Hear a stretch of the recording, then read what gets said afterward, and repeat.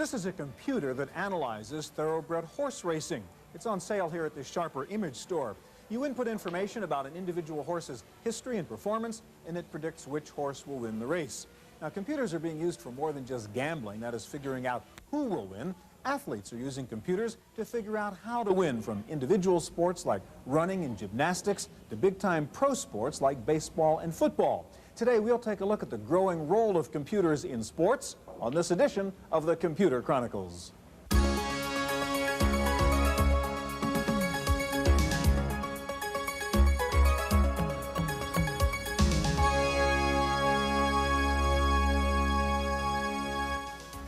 Computer Chronicles is made possible in part by Central Point Software, suppliers of utilities software, including disk backup, data recovery, file and desktop management, and virus protection. Central Point Software, making computing safer, simpler, faster. Additional funding is provided by the Software Publishers Association, which reminds you it's a federal offense to copy software, and by PC Connection and Mac Connection, and by Byte Magazine and Bix.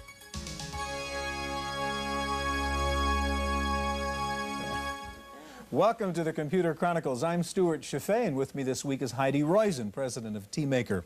Heidi, I'm playing this Jack Nicklaus Unlimited golf game. It's the newest generation of these golf simulation games.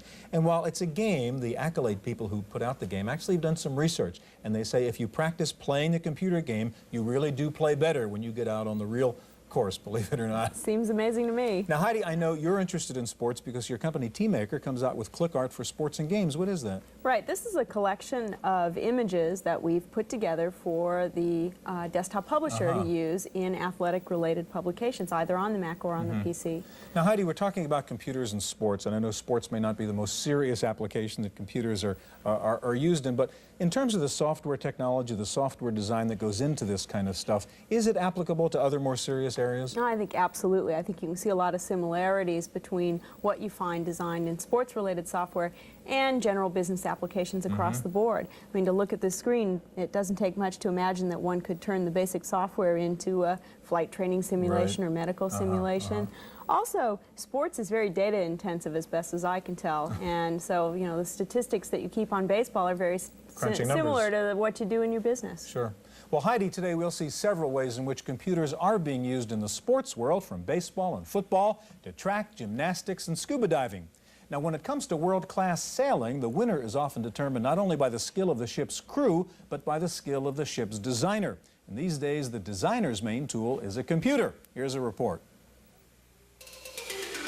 Sailors racing in the America's Cup yacht race are at the mercy of fickle winds, unpredictable ocean currents, and tenacious opponents. To overcome all of this, the yachtsmen have come to rely on computers to do everything from design their boats to simulate races even before the actual boat ever touches the water. That makes this premier world-class racing event more than just a battle of sailing skill. It is entirely dependent upon technology. I mean, people use computers to design their boats. They use computers to sail their boats. There are onboard computers to help with navigation, speed, direction. They use computers to manage their syndicates. They use computers sometimes to even track the competitive performance of other skippers.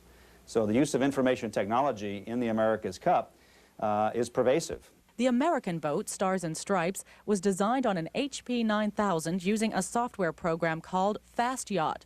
The design was then fine-tuned by simulating races on another computer, which generated wind and sea conditions based on actual weather data. The New Zealand boat was also a high-tech marvel. HP computers were used to monitor the shape and twist of the sails to squeeze out the optimum performance. And another HP computer was used just to keep tabs on the American boat's position. The 1992 America's Cup race will also feature state-of-the-art computers. But even the people at HP say it is the application of the technology, not the technology itself, which will determine the winner. What it comes down to, really, is the skill of the designers and the skill of the sailors. I mean, the computers are not taking over, but what they're doing is the proper use of information technology are allowing both the designers and the sailors to optimize their performance and maximize their competitive advantage. For the Computer Chronicles, I'm Maria Gabriel.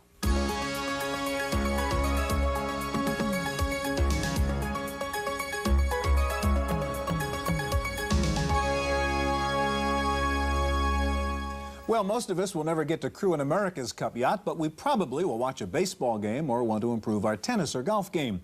Here to show us how computers can help are Tim Ramashowski of Stats Inc. and Steven Reisenhuber of Peak Performance Technologies. Heidi? Steve, we know that coaches today are using things, instant replay, slow-mo, all sorts of video technology to monitor the performance of their athletes to be able to coach them better. What is the advantage of using a computer to do that? Once the computer's acquired the data from the performance, it can play it back over and over from different angles. Coach may want to look at the performance from above or from another side. And also, it gives numbers to the performance. How fast was the ball going when the pitcher released it? What was the impact speed of the club? Now, how does that data get into the computer? The software uses video. It uses a frame grabber, which imports the image in order to get the data, and a controller board, which moves the tape in the VCR to allow the user to do that. So you literally start with video and then process it inside your program. All right, we're going to get back to your stuff in a minute. I want to turn to you, Tim. Another way of analyzing an athlete's performance is not only by watching it, but by dealing with the stats, and I guess that's your approach. And tell us, you deal with baseball here, and show us an example of how you get this data into your system for a professional baseball team. Okay, I'll show you here a system we use up in the press box as we're going along in the game. And the program is called Play Ball. And I'm going to be doing the second half of an inning of June 18th of last year with the Padres and the Giants. And the second half of the first inning, Brett Butler is up. Now, we score every pitch and every lineup change and everything that happens in sequence. So that we know it can exactly recreate the game. For example, Brett Butler looked at two called strikes. So that's T for take a strike? Take a strike. Hit an F for a foul ball. Took two balls, two more foul balls, and then put the ball in play. He made a single. The ball was a liner. And we also keep the distance, direction, and velocity of every batted ball that's not a foul ball into the stands or out of play. Use a system for that? Yes, we have a code here that breaks the field up into 26 different areas. So you identify exactly which section of the field the ball went into when he hit it? Yes, and where it landed. Right. And how many feet away from home plate. Take us back to how you would continue to enter the game then. Okay, this was up the center, M160, and it was hard hit. So that means it was up the center, landed 160 feet away from home plate, and it was hard hit line drive. The next batter up is Rick Leach, and we also score pickoffs. There was a pickoff attempt against Butler, and Leach swung and missed. However, Butler was running on the pitch and stole the base, second base, and here Butler moved to second. Leach is still up, and Leach hit the ball. It was a double, and Butler scored, and the batted ball also was a liner at down the left field line at C240. All right, now you actually do this in real time. I mean, this is a real game in which this data was really entered for this Giants-Padres game. That's true. I was up in the press box behind the official scorer, and... Okay, Tim, I want you to now finish doing that and call up the service in which we're going to look at all these stats while we turn back and talk to Steve for a minute, if I can. Okay. Steve, now let's go back to what you were telling Heidi. What does your program do? Well, it allows the user to input data from videotape, and then it can display it for you so that a coach can watch it in slow motion, picture at a time, look at it from different All right, you've got a angles. golf example, I believe. Show us that one. This is a golfer. You're looking at them from the side. It was used 3 video cameras to acquire this data. The software is going to animate the swing for me, but the user can run it through single step it picture by picture, and the coach can look at exactly what they want to. And again, that's based on real video. This is not just a created stick figure. Yes. And here's multiple figures so that you can get an idea of what path through space different parts of the body took. Is there any significance to the fact that each body part has a different color to it? Just so you can see it better, can identify it more easily. Once the software has the three-dimensional coordinates, it can rotate our field of view so that we can look at this golf swing from different perspectives. For example, now we can look at the person swing the club from above.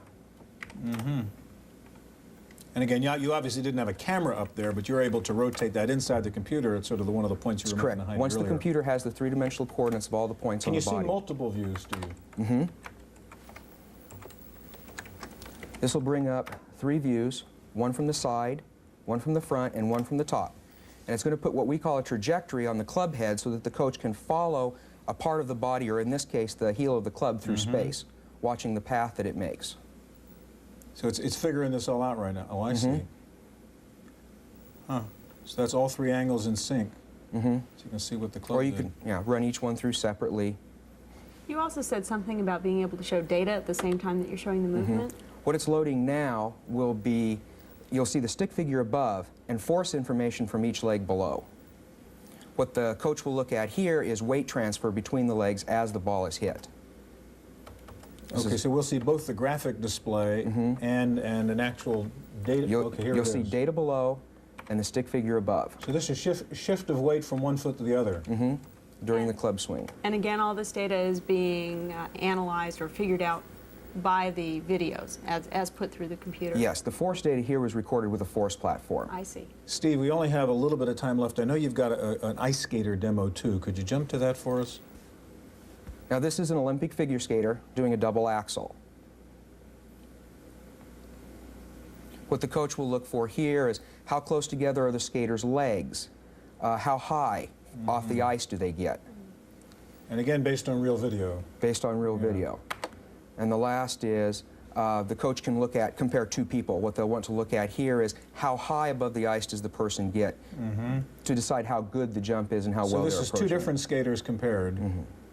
And the yellow line is tracking the height above the ice. Yeah, the center of mass of the body. All right, that's great. All right, Tim, we have just about a minute left. Let's get back now. You're up inside the program now called ProLine, which lets you access that gigantic database which was dependent on the information you gave it. What can we find out here? Say I wanted to find out stuff about a particular player, or Wade Boggs or whatever. Let's try Wade Boggs. We'll check last season. Okay. And it gives you all kinds of information, left-handed, right-handed pitchers, with the runners on, splits by month. So this is how we're able to see those incredibly detailed statistics while we're watching a game on TV? That's true. ESPN accesses this database, and I thought one thing that was interesting here is that when Wade Boggs hits the first pitch, he's batting 167 last season, and this is a lifetime 340 hitter. He's not too good on the first pitch, but he goes up to 305 after the first pitch, whether it's a ball or a strike, huh? That's right. That's interesting. How about a pitcher, real quick? We're almost out of time here. Sid Fernandez, what can we find out about his pitching style? Well, there are a few Fernandezes in baseball. Okay, so we pick one of the 3. 2. Sid Fernandez is a slow-throwing left-handed pitcher, and one thing you would expect to see is that he would be better off against left-handed batters than right-handed batters.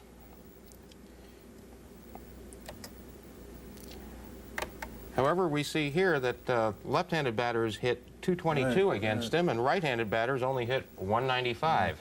Now, this is an online system, and in fact, a professional baseball team and the coaches might access this to figure out what's going on with their own players. They do. Yeah. Is this available to fans as well? This is available to fans. It runs about 25 cents a minute in the non-commercial times, and they can look up whatever they want. I don't think I want to know this is available to. All right, well, football may appear to be a game of brawn, but it is also a game of brains, and computers are playing an increasing role in helping coaches figure out how to get the most out of specific plays and players on a football team. Here's a report. For the San Francisco 49ers, each victory is the result of a well-planned strategy and rigorous training. But not all of the planning and training takes place on the football field or in the weight room.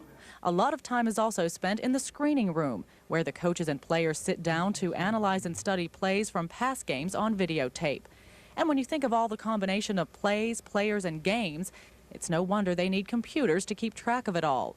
The computer-based editing system used by the 49ers is called the Lexicon Sports Video Editor from Sports Tech.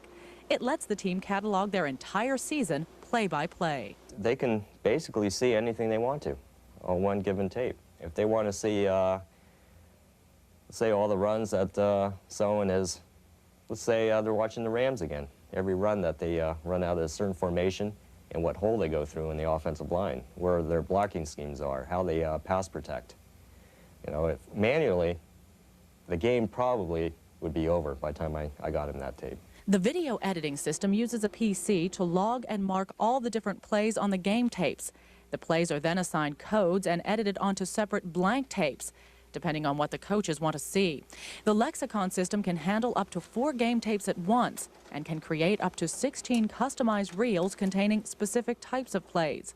Not only is the system used by the 49ers to evaluate their own performance, but they also use it to study the other team's strategy. Given the mountain of data that comes out of each game, the computer system enables the coaches to get what they want in days rather than weeks. And with tons of money riding on each game, speed in computing has become as important as speed on the field. For the Computer Chronicles, I'm Maria Gabriel.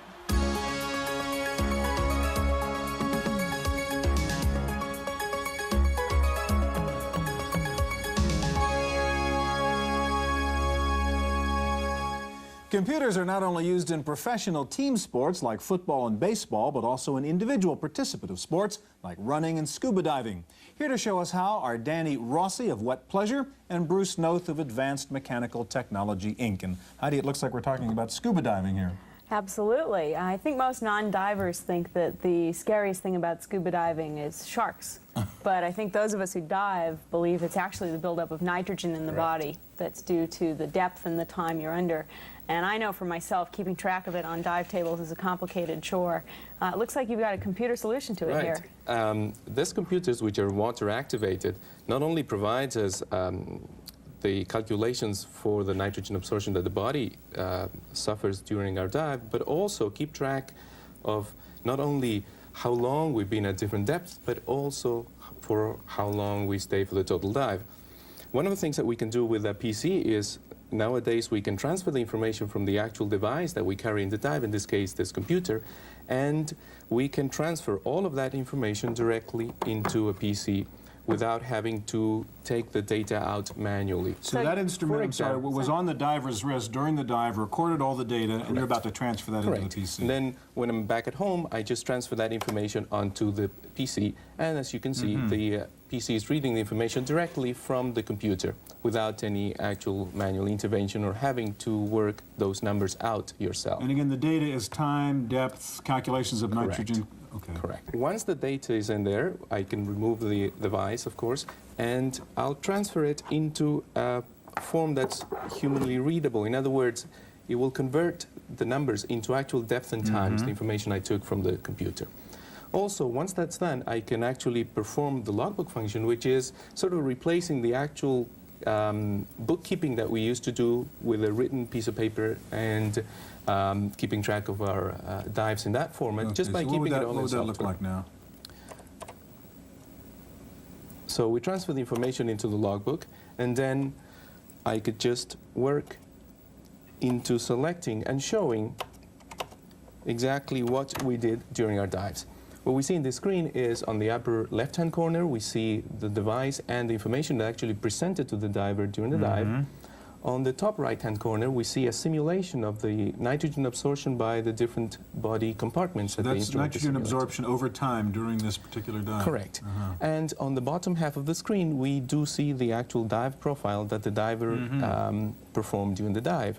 In this case, we're seeing every 3-minute increment at what depth the diver was during its dive. And we can continue doing this for the whole of the series of dives that we have performed. At any time, we can extract that information. All right, Danny, over here you have a kind of portable computer hooked up to this. Tell us what this is. Right. This is a similar type of instrument. The top half of the instrument performs all the necessary calculations for the nitrogen absorption. The bottom half, because it's connected to the tank, can also perform calculations regarding as to how long the air is going to last at our present depth. Not only gives you the amount of pressure remaining, but a forecasting number of minutes, which is information very useful to the diver. Sure. All right, Bruce, I want to turn to you now, and you've got a kind of complex system we have with a explain what this hardware configuration is. That's a force platform. It measures ground reaction forces and is used in things like sports analysis. What kinds of sports? Say running, and also almost any kind of sport like baseball, weightlifting, shot put, whatever. Okay. As well as gait analysis in hospitals and stability analysis. All right, so I think I'm going to be your dummy here. Tell us what to do. Do you mind actually standing on the platform? Okay. I'll just let me give a quick explanation of what it does.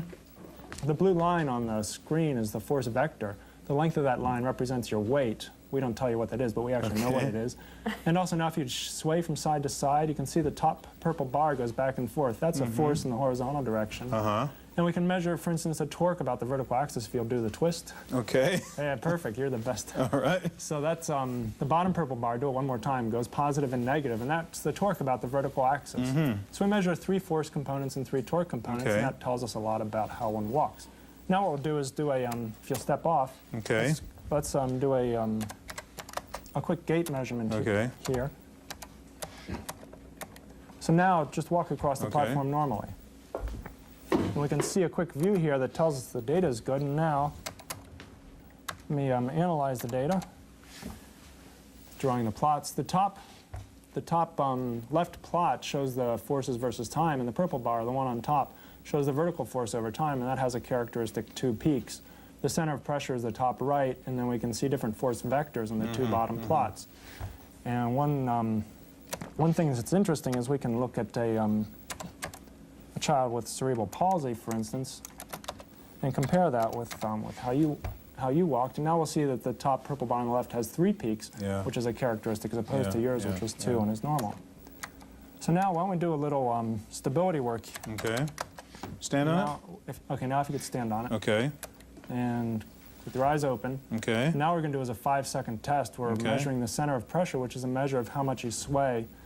And we can see on the screen just, okay, you can relax. Okay. And now what I'll do is just put that on the screen, and we can see you can see a stabilogram on the right, and then FFTs or fast Fourier transforms on the left.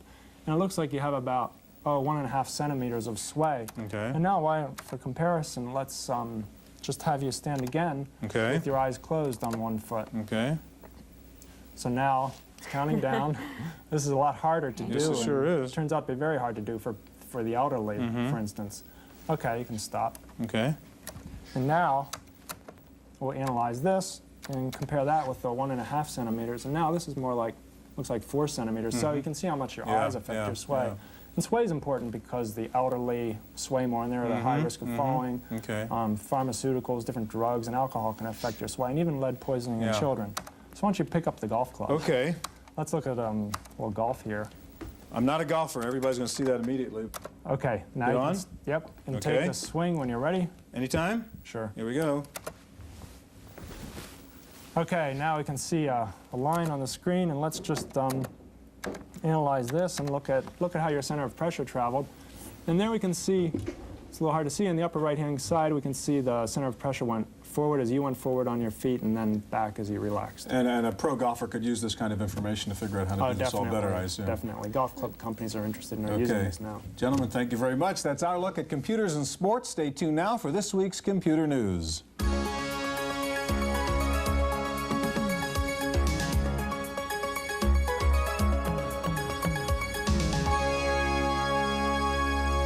In the random access file this week, Logitech has a new breed of mouse, a unit designed to work in both 2D applications and 3D computer-aided design. Logitech says that in 3D work, the device can be physically lifted off the tabletop and can pick up and send ultrasonic waves to a control unit. And the mouse also has a tiny microphone which can transmit spoken commands to the computer. Speaking of 3D, Matsushita Electric has developed a 3D computer graphic system which can process a person's face and change it to fit a variety of situations. As an example, the faces of mother and father can be combined to create the look of their baby, or the face of a baby can be aged to show how he would look at 70 years old. The system is expected to be used by law enforcement agencies to replace traditional artist sketches of suspects. Matsushita is still developing the technology, but the company says it could literally bring a new face to computing. Taking a look at this week's top 10 software titles for the PC. PC Connection reports that DOS 5.0 upgrade is in the #1 position, with PC Tools 7.0 in second. Third is the Norton Utilities, followed by Windows 3.0 and After Dark 1.0 for Windows. Rounding out the top 10 PC titles are Expanded Memory Manager 386, WordPerfect 5.1, Quicken, Office for Windows, and Adobe Type Manager 1.1 for Windows.